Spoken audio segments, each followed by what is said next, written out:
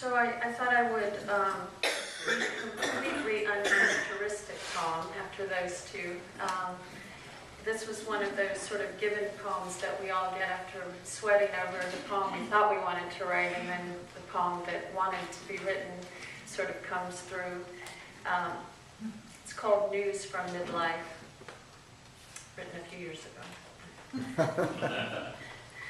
Raw, you are silk before it is spun, the unyoked egg. Watch without a wrist, not the tree, but anticipation of the tree nestled in the nut. Unmended boot, unripe papaya, unbought trousers. Yes, you are all those upended expectations. The bell before the clapper collides with what it takes for the other side. Empty flue above the unbuilt fire, untied shoe. Oh, you, undo, undo, undo.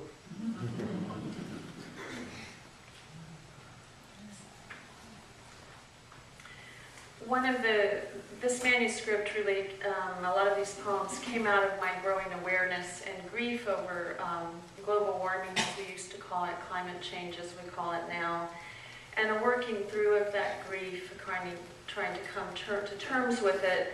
And also, at around that time, or a number of years ago, I moved into teaching environmental literature and teaching kids at Appalachian State who work in a program called Sustainable Development, where I'm in the interesting position of not creating students in my image at all. I mean, I don't think very many of them want to be kind of vocational poets or academics. They want to go out and change the world. And so I'm there to try to enrich them, give them traveling tools, help them to write better, give them books that might help to sustain them in the good work.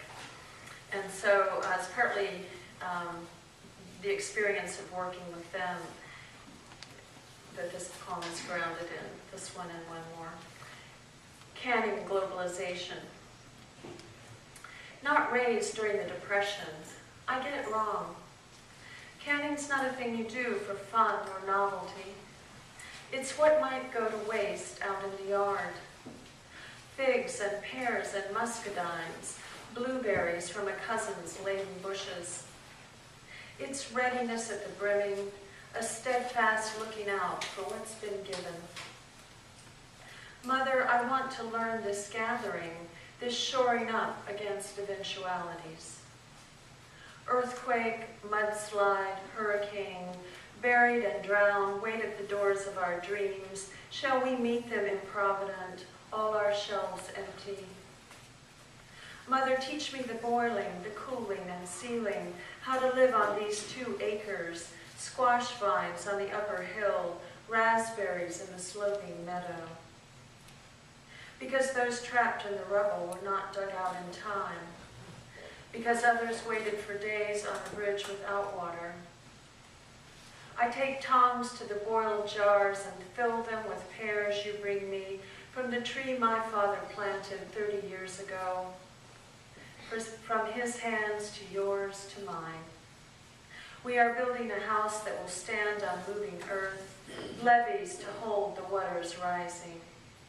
We are leaving our cars beside the road so drought will not kill the crops. Mother, teach me to let the jars stand and cool. Let me peaceably fill my shelves and bring on no one